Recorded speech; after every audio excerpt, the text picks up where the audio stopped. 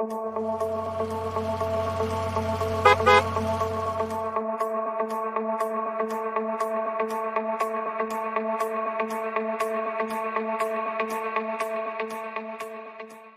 back to the Dating Decoder. We're on episode 5 already.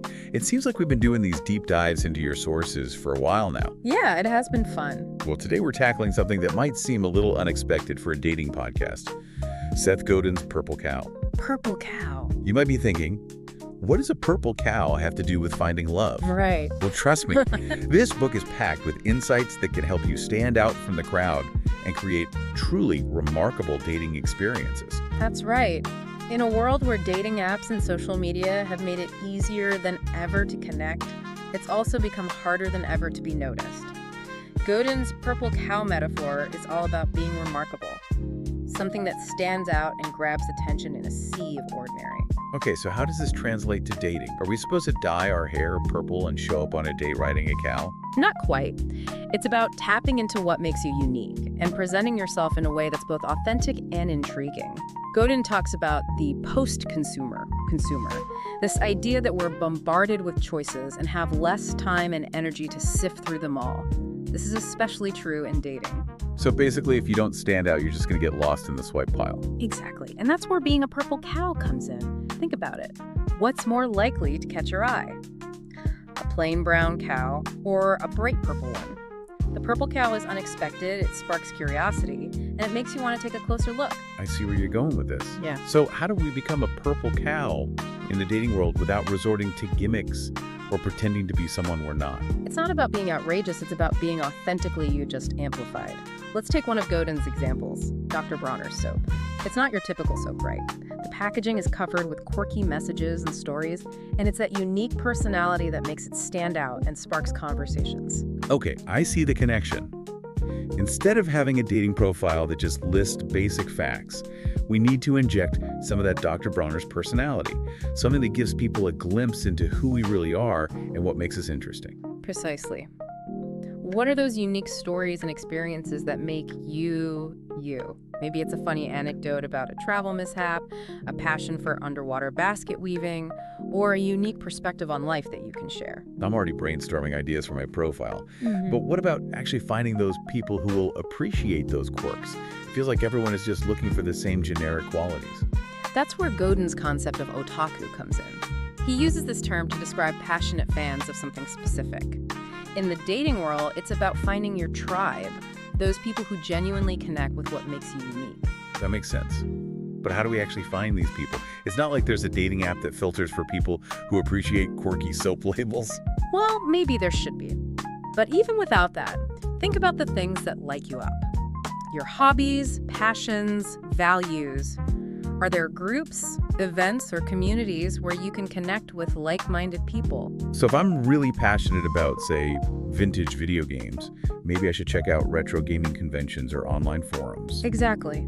Or if you're a craft beer enthusiast, maybe explore local breweries or join a tasting club. The key is to put yourself in environments where you're likely to meet people who share your passions. This is starting to click.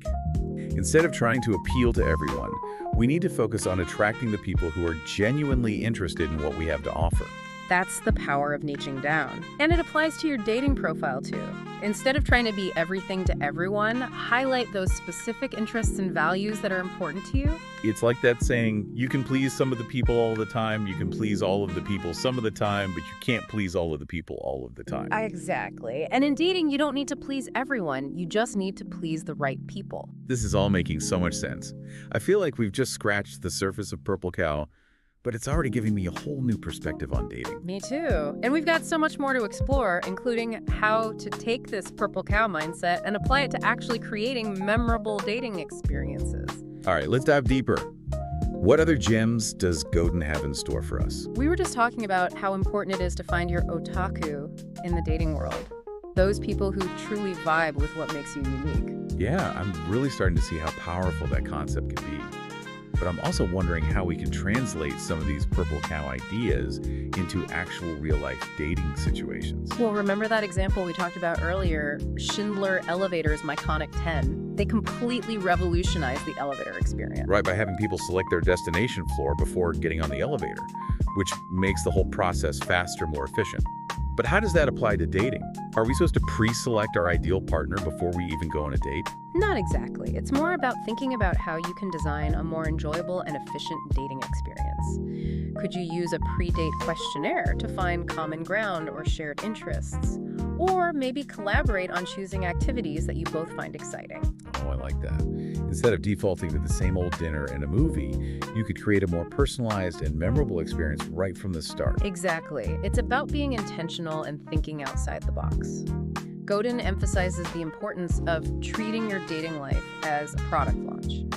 You're essentially marketing yourself, creating buzz, and generating excitement. So it's not just about finding a date, it's about crafting an experience that's worth talking about. Precisely. And the more remarkable your product is, the more likely people are to spread the word and become those sneezers, telling all their friends about you. Okay, I've started to see how this all connects. So what are some other ways we can make our dating lives more purple cow worthy?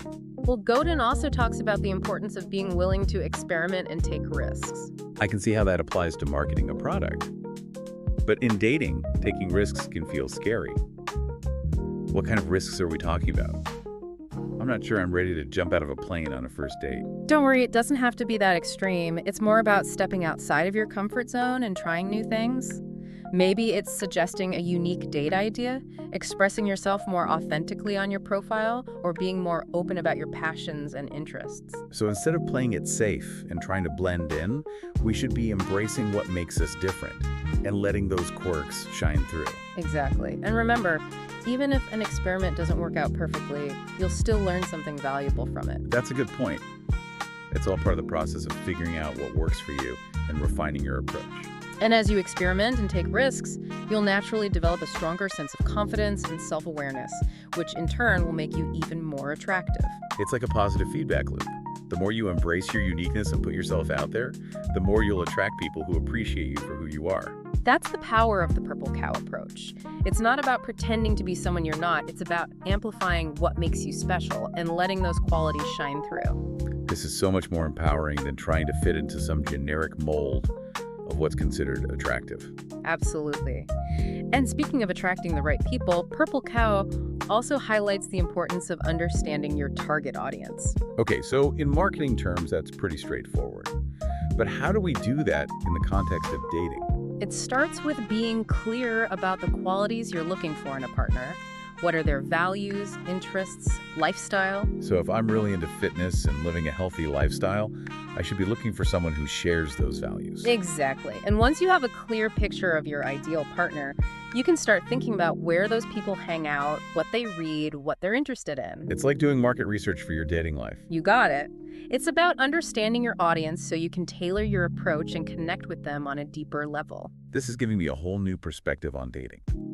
It's almost like we're treating it like a strategic game, but in a good way. That's a great way to put it. It's about being thoughtful and intentional rather than just hoping for the best. So we've talked about finding your otaku, understanding your target audience, and being willing to experiment. What other gems can we glean from Purple Cow?